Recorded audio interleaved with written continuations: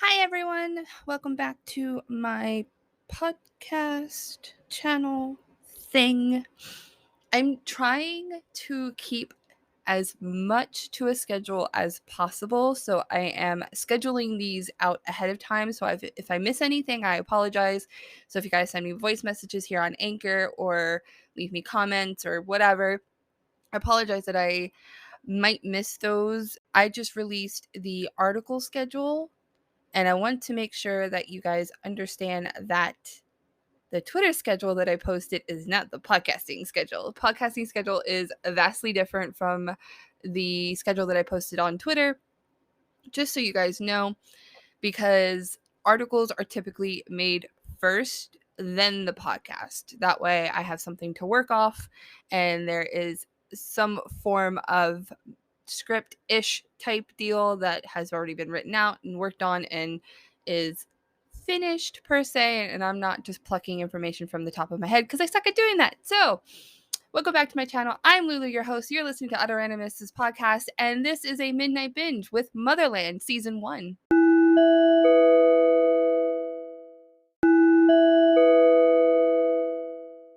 Witches are real, at least for the freeform show of Motherland Fort Salem. The U.S. has entered a pact with the witches in exchange for military service and for the witches to fight in their wars. And this is the description for Freeform's Motherland Fort Salem. This is only season 1, and this will be their last season. So this was already planned, unfortunately. I am actually quite sad to see them go because I quite enjoyed season 1 and season 2. Now we are introduced to 3 women. All of them are turning 18, and they're telling their families goodbye. Some are even fighting with their families, and why? They are witches. And on their 18th birthday, they are mandated to enlist into the US Army, and these 3 characters are Raelle Collier, Tally Craven, and Abigail Bellwether. And they couldn't be more different. But now they are forced to work together as a unit, as a team, and they have to get through basic training at Fort Salem. Our first character, Raelle Collier, is played by Taylor Hickson. Raelle lives in something called the Session, which is a massive Native American reservation bordering the Mississippi. She lives there with her human father, and this is important, so keep in mind that Raelle has a human father. Raelle's mother, Willa, married a human, which for a witch is a huge no. And Willa suffered for this. She was constantly deployed and her pension was affected. Now, unfortunately, Willa died a year before her 18th birthday. So when Raelle joined the military, she believed that the military worked her mother to death, that they had some sort of hand in her death. Our second character is Tally. Played by Jessica Sutton, Tally is very vibrant and often far too excited for everything. Creator Elliot Lawrence describes Tally as a walking exclamation point. And if you've watched Fort Salem, this is a very, very accurate description. Similar to Raelle, Tally has actually odd circumstances in regard to her enlistment. Her family was actually granted a dispensation. Now remember, these girls are conscripted. They are mandatory. It's mandatory for them to join the military. Otherwise, they're actually hunted down and they go to jail or something else worse happens to them. Like, this is a mandated thing unless they get a dispensation, which means that Tally wasn't obligated to enlist because of her familial circumstances. Her mother has already lost 5 of her sisters to the military. And they believe that her family's matrilineal line, which means that in the world of Motherland, Fort Salem, the mother's line is more important than the father's line, because this is where the witch's genetic code, I guess you can say, lives. Now, this is not saying that a boy or a man cannot be a witch, which you find out later that men have their own academy to go to. But yes, the matrilineal line has to be protected. And in Tally's case, she's probably one of the last living females in her family. The dispensation granted that several generations of Tally's family weren't mandated to enlist. However, Tally wanted nothing to do with this dispensation. She wanted to do something meaningful, and she joined nonetheless, and regardless of her mother's pleas. Now, Abigail Bellwether, played by Ashley Nicole Williams, comes from an incredible long line of powerful witches. The Bellwethers, like, they are pretty much founders of sorts. Abigail is not unaffected by the pressures of being a bellwether. Her name demands respect, and serving in the military in the leadership capacity, she takes everything seriously, sometimes a little bit too seriously, which is such a big gap between her teammates, Tally and Raelle. Now, she constantly is butting heads with her team members, and she butts head more specifically with Raelle because of how they grew up. And Abigail, unfortunately, has a stick up her butt. She's very, very serious. She understands her line, and not to mention her mother rides her unnecessarily. The big main protagonist, or antagonist, not protagonist, antagonists, are a collective of witches called the Spree. They were formed sometime in the 90s, and they are a radical terrorist group that is against the conscription of witches. Some of them are actually formed of women and men who disappeared after being conscripted. They attack both civilians and witches alike on a global scale to end what they call the slavery of witches.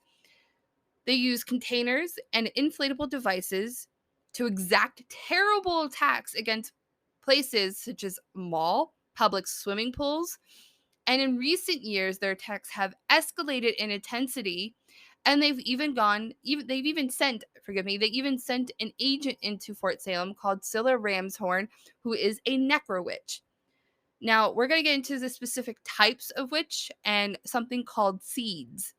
Now, spells and magic are created by sounds, which is actually quite unusual. I've never actually seen this implemented before in any kind of fantasy sci-fi type of show which deals with sound as a way to project their powers. This is because witches are genetically born with a secondary set of vocal cords, which is super interesting. And it makes it near impossible for non-witches, because they are not born with this secondary set of vocal cords, to create these sounds.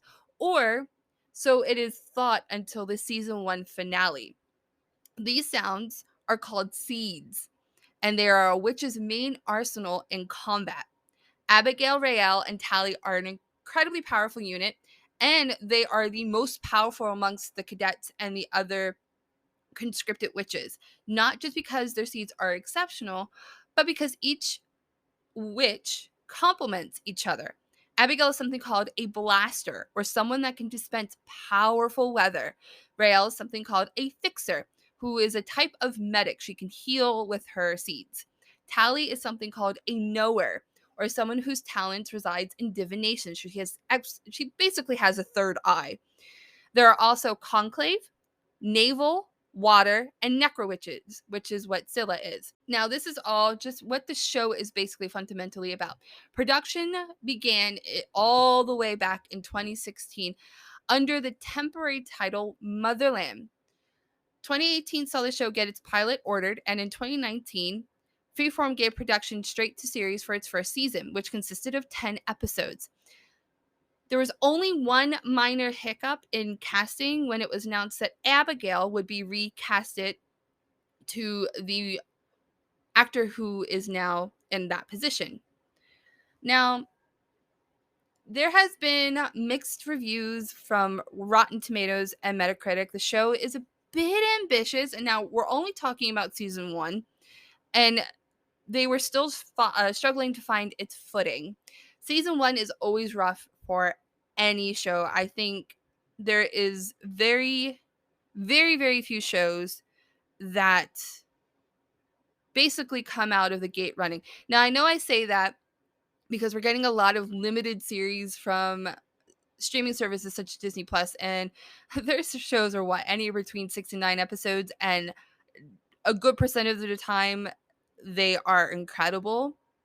I think there's only one that I didn't quite like, but it was just because it was lacking something.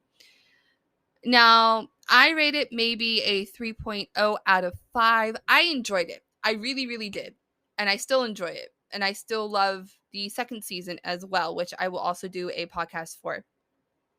Now, for the most part, I do agree with some reviewers who believe that the show is slightly overwhelming in certain aspects, and I think it's because the show had high aspirations.